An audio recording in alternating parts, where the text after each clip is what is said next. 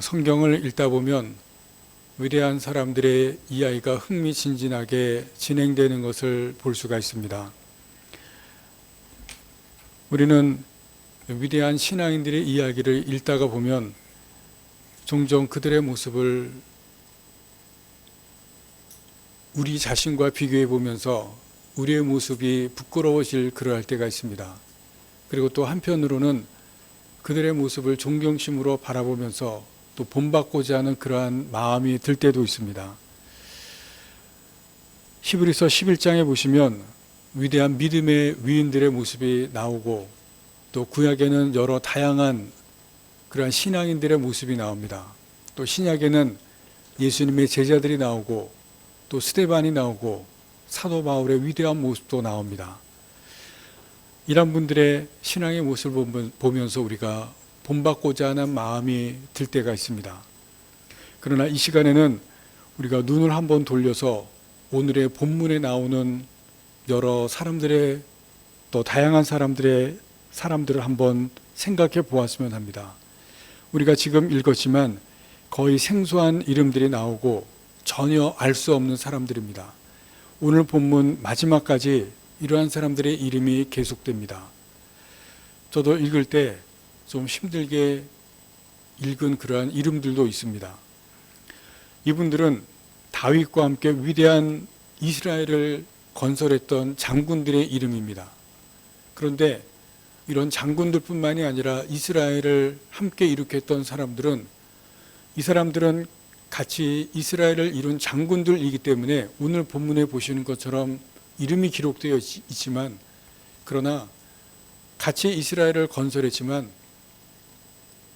전쟁터에 나갔던 군사들은 이름조차 기록되어 있지 않는 많은 그러한 군사들, 그러한 군인들이 있습니다. 신약에 보시면 초대교회에 많은 성도들이 있었던 것을 우리가 알 수가 있습니다.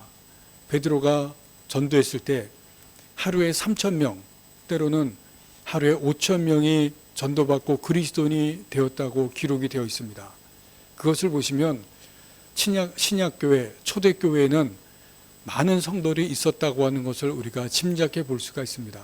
그런데 성경을 보시면, 신약에 보시면 이름이 기록되어 있는 사람들은 많지가 않습니다. 제자들도 있고 또 사도 바울도 있지만 우리가 아는 사람들과 알지 못하는 사람들의 이름이 있지만 많은 초대교회 성도들이 있지만은 그러나 대부분의 사람들은 이름이 기록되어 있지 않습니다. 기독교 역사에는 이름을 남긴 사람들보다는 잠시 존재했다가 이슬같이 사라졌던 이름이 없는 분들이 훨씬 더 많이 있습니다. 오늘 이 시간에는 우리가 그러한 분들을 함께 생각해 보도록 하겠습니다. 우리는 오늘 본문에 기록된 분들을 잘 모릅니다. 역사 속에 이름이 없는 그러한 기독교인들도 우리가 잘 모릅니다. 그분들이 어떻게 살았는지, 어떤 신앙을 가졌는지도 알지는 못합니다. 우리가 아는 한 가지는 그분들이 믿음을 가졌던 분들, 신앙을 가졌던 분들이라고 하는 것만 추측을 할 수가 있습니다. 그렇다면 그분들이 유명한 신앙의 인물들이 못 되었기 때문에 그분들의 삶이 헛되었을 것인가, 헛된 신앙을 가졌을 것인가, 그렇게 말할 수는 없을 것입니다. 초대교회 이후로 많은 목사님들이 계셨을 것입니다. 그 목사님들 중에 소위 성공한 목회자가 되지 못하고 큰 교회를 이루지 못한 많은 목사님들이 있었다고 그분들의 삶이 헛되었을 것인가, 그렇게 말하지는 못할 것입니다. 반대로 성공의 목회자가 훌륭한 목회자다, 그렇게 말하지도 못할 것입니다. 우리 이전에도 많은 장로님들, 권사님들, 그리고 집사님들, 평신도가 있었을 것입니다. 전 세계적으로 수많은 기독교인들이 있었을 것입니다. 그분들이 유명하지 못하다고 그분들의 삶이 헛된 삶이 되었을 것입니까? 그렇지는 않을 것입니다. 그분들은 비록 무명하지만 하나님 나라의 한 부분을 담당하고 또 그렇게 생을 마쳤을 것입니다. 전쟁터에서 전쟁할 때 누군가가 군대의 책임을 맡습니다. 총책임자가 있습니다. 그 전쟁을 승리로 이끌었을 때 그 책임자는 승리의 공로자로 치아와 또 공로를 분명히 받을 것입니다. 또 함께 도운 장군들도 치아를 받을 것입니다. 그러나 우리가 곰곰이 생각해 보면 그 전쟁의 총책임자 그리고 장군들, 그들 때문에만 전쟁에서 승리를 이룬 것은 아닙니다. 그 밑에서 전쟁터에 나가서 총을 들고 또 칼을 들고 싸웠던 군사들이 없었다면 전쟁의 승리는 없었을 것입니다. 분명히 좋은 작전과 훌륭한 판단력을 가지고 전쟁을 이끌었던 책임자들과 그리고 장군들이 있었기 때문에 전쟁의 승리가 이루어진 것은 있지만, 그러나 직접 전쟁터에 나가서 싸운 그러한 군인들, 용사들이 있었기 때문에 전쟁에서 승리가 있었을 것입니다. 무명의 용사들은 때로는 용감하게 적진에 뛰어들었을 것이고, 때로는 부상을 당했을 것이고, 때로는 전쟁터에서 목숨을 잃었을 것입니다. 그러나 그들이 있었기 때문에 승리가 있었습니다. 마찬가지로 오늘의 우리가 있기까지는 우리가 알지 못하는 무명의 그리스도인들이 있었습니다. 저들이 하나님께로부터 받은 사명과 책임을 감당했기 때문에 하나님의 나라가 오늘까지 이어져 왔습니다. 물론 유명한 목사님들, 유명한 기독교인들도 필요한 것이 사실입니다. 그러나 그분들만으로는 하나님의 나라가 오늘까지 이어져 올 수 있었던 것은 아닙니다. 그분들 뒤에는 묵묵히 이름도 없이 빛도 없이 그분들을 따르면서 하나님의 말씀에 순종한 그러한 무명의 그리스도인들이, 무명의 용사들이 있었음을 우리가 기억해야 됩니다. 여러분, 우리도 어쩌면 무명의 그리스도인들로 이 땅에서 생을 마감하면서 그리고 역사 속에 한 점을 찍을 수도 있습니다. 그렇게 우리의 생을 마감할 수도 있습니다. 아마 오늘날 많은 그리스도인들이 그렇게 살다가 생을 마감할 것입니다. 이 시간에 그러한 무명의 그리스도인들에 대해서 우리가 함께 생각해 보면서 말씀을 나누고자 합니다. 첫 번째, 유명과 무명이라고 하는 이 판단을 누가 내리는가 하는 것입니다. 무엇이 유명한 것이고 무엇이 무명한 것이겠습니까? 이 판단은 각자의 기준이 있고 세상의 기준이 있을 것이겠지만, 한 가지 분명한 것은 사람들이 판단을 내린다는 것입니다. 한 시대를 살고 있는 혹은 살다 간 인물들에 대해서 후세 사람들이 평가를 내린 것입니다.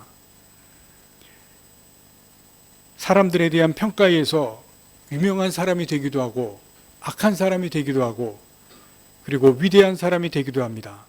또는 아예 평가의 대상에서 제외가 되고 무명인이 되기도 합니다. 그러나 우리 그리스도인에게 대해서는 이러한 평가가 완전히 다릅니다. 우리는 하나님 앞에서 하나님께서 평가한다는 사실입니다. 세상 사람들의 평가와는 질적으로 완전히 다릅니다. 그렇기 때문에 우리들의 관심은 세상에서 유명한 것에 있지가 않습니다. 세상에서 이름이 날리지 않았다고 해서, 남이 알아주지 않았다고 해서 여러분 낙심할 필요가 없습니다. 우리가 참으로 고민해야 될 것은 우리의 이름을 세상에 알리지 못한 유명한 존재에 대한 것이 아니라 무익한 존재에 관한 것입니다. 유명이 아니라 무익입니다. 우리는 하나님께 아무 쓸모없는 무익한 존재가 되는 것에 대해서 경계해야 됩니다. 사람들에게 무명한 존재가 되는 것, 여러분, 그것은 우리가 견딜만 합니다. 세상 사람들은 유명하지 못한 것, 무명한 것에 대해서 참지 못하고 세상의 인정을, 사람들의 인정을 받으려고 합니다. 여러분, 그러나 아실 것은 우리는 그것을 견딜만 하고 견뎌낼 수가 있습니다. 왜냐하면 하나님의 평가는 사람들의 평가와는 다르기 때문에 그렇습니다. 사도 바울은 고린도서 6장 1절에서 10절에 자신이 하나님의 일꾼이 된 것에 대해서 사람들과 세상에서 당하는 환난과 핍박, 여러 가지 일들에 대해서 기록합니다. 그러면서 9절에 이런 말씀을 합니다. 무명한 자 같으나 유명한 자요. 여러분, 이 말씀이 무슨 뜻이냐면 자기는 세상 사람들에게는 알려지지 않은 사람이지만 하나님께는 아심받은 사람이라는 뜻입니다. 세상에서는 무명하지만 하나님께서는 인정해 주시고 알아주는 사람, 유명한 사람이라는 그러한 뜻입니다. 세상의 평가와 하나님의 평가와는 다르다는 것입니다. 자기가 일한 것을 세상 사람들은 몰라줘도 하나님께서는 알아줬다는, 인정해줬다는 뜻입니다.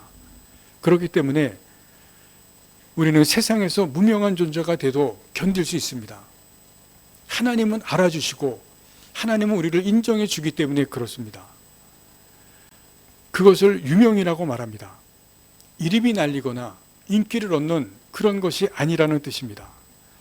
하나님께 쓸모있고 하나님께 유익하다는 그 뜻이 바로 하나님께 유명하다는 뜻입니다. 그러나 하나님 앞에서 무익한 존재가 되는 것, 이것은 정말로 괴로운 것입니다.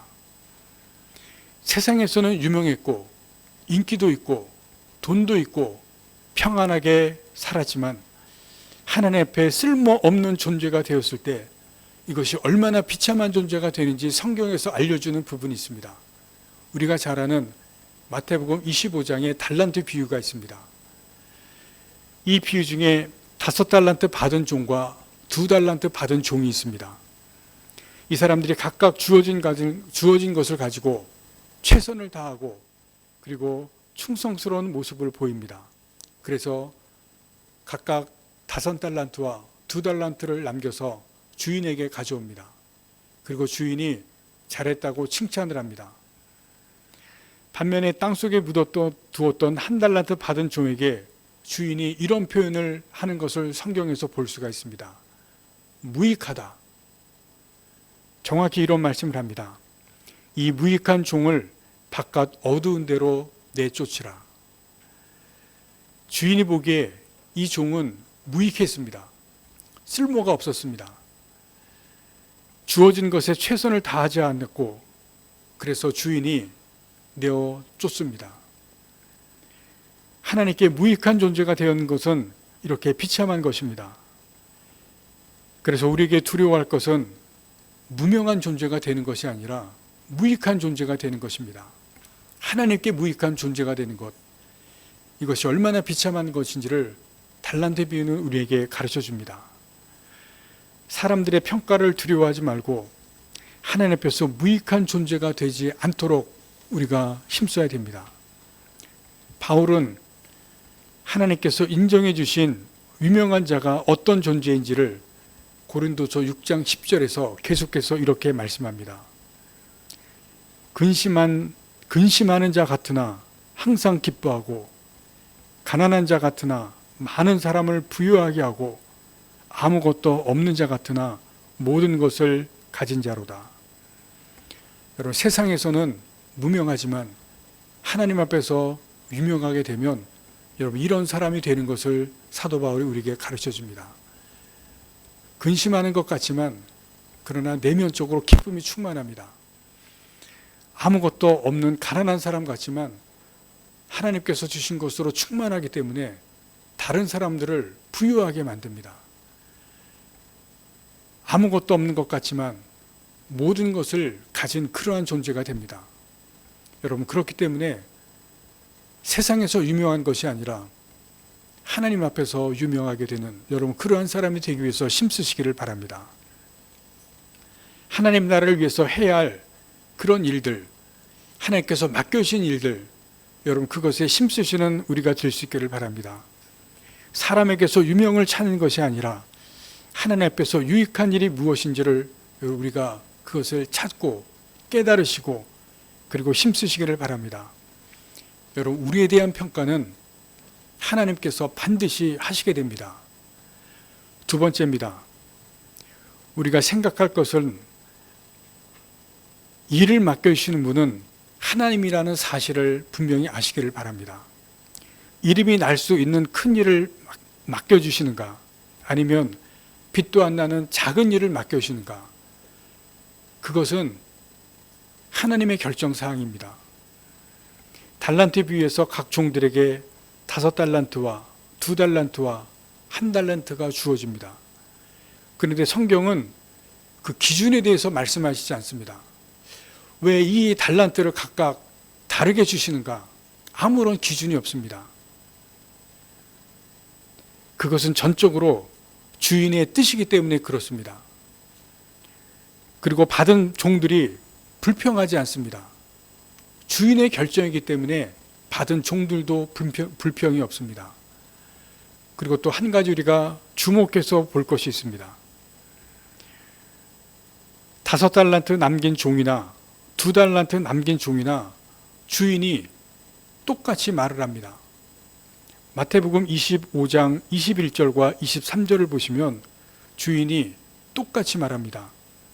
잘하였다, 착하고 충성된 종아, 내가 적은 일에 충성하였음에 내가 많은 것을 내게 맡기리니 내 주인의 즐거움에 참여할지어다. 이 말씀이 정확하게 2번 반복이 됩니다. 5달란트 남긴 종, 2달란트 남긴 종, 두 사람에게, 두 종에게 정확하게 주인이 똑같은 말을 똑같이 말합니다. 5달란트 남긴 종에게 더 남겼다고 더 칭찬하지 않습니다. 2달란트 남긴 종에게 덜 남겼다고 덜 칭찬하지도 않습니다. 똑같이 똑같은 말씀으로 칭찬합니다. 하나님의 평가가 사람들의 평가와 다르다는 것을 보여주십니다. 하나님께서 하나님의 기준과 방법대로 하나님의 공평으로 판단하신다는 말씀입니다. 이 종들의 할 일은 오직 자기들에게 맡겨진 일, 자기들에게 감당하게 주신 일, 그것에 최선을 다하는 것뿐입니다. 우리도 마찬가지입니다. 지금 우리들에게 맡겨주신 일에 최선을 다하고 그것에 충성할 뿐입니다. 왜 나에게 이것뿐이냐? 왜 나에게 이것만 맡겨주시냐? 불평할 것이 아닙니다. 또 다른 사람들을 바라보면서 왜 저 사람에게 저렇게 많이 주느냐? 기웃거릴 일이 아니라는 것입니다. 남에게 신경 쓸 것이 없다는 것입니다. 여러분, 예수님을 보시기 바랍니다. 그분은 유명해지기를 원하지 않으셨습니다. 영광과 성공을 원하지 않으셨습니다. 여러분, 그것을 원하셨다면 예수님께서 저주의 십자가를 결코 지시지 않으셨을 것입니다. 오히려 무기력하고 비참하게 십자가에서 돌아가셨습니다. 여러분, 그것이 하나님께서 맡겨주신 일이셨고 하나님의 일을 감당하는 것이기 때문입니다. 그 예수님께서 우리를 부르신 것은 유명해지라고 부르신 것이 아닙니다. 예수님처럼 하나님의 일, 맡겨주는 일을 감당하라고 부르신 것입니다. 우리도 주님과 같이 되기를 원하셨습니다. 자기를 부인하고 자기 십자가를 지고 나를 쫓아오라 말씀하셨습니다. 우리도 주님께서 이 땅에서 맡겨주신 일, 그 일을 하기를 원하십니다. 우리나라에 1921년 선교사로 온 윌리엄 얼쇼라고 하는 감리교 선교사님이 계십니다. 온 다음에 1922년에 평양에서 아들을 낳았습니다. 외아들입니다. 그 외아들 이름이 해밀턴 쇼입니다. 평양에서 자라고 외국인 학교를 다녔습니다. 그리고 외국인 학교를 졸업하고 미국으로 돌아가서 미국에서 대학교를 졸업했습니다. 그리고 대학을 나온 후에 해군 장교가 되어서 세계 2차 대전에 참전을 했습니다. 노르만디 상륙 작전에도 참전을 했습니다. 그러다가 1947년에 우리나라의 진주에 해군 사관학교가 창설했을 때 그곳에 교수로 와서 해군에서 가르쳤습니다. 그리고 해안경비대를 창설하는데 아주 큰 공헌을 했습니다. 그러다가 다시 미국으로 돌아가서 하버드 대학에서 박사과정을 밟고 있을 때 6.25 전쟁이 한국에서 터졌다는 소식을 들었습니다. 그러자 자기 부인과 두 아들을 처가에 맡겨놓고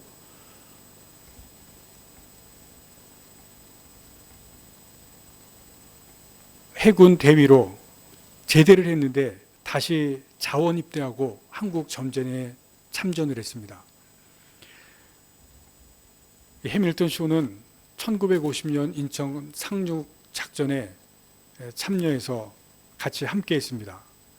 그리고 인천 상륙 작전 직후에 해군 경비함 함장이었던 이성호 중령에게 이렇게 말을 했습니다. 내 조국에 전쟁이 났는데 어떻게 편하게 공부하겠습니까? 내 조국에 평화가 온 다음에 공부해도 늦지 않습니다. 그리고 쇼는 해군에서 해병대로 보직을 바꾼 후에 서울 탄환작전에 참여를 합니다.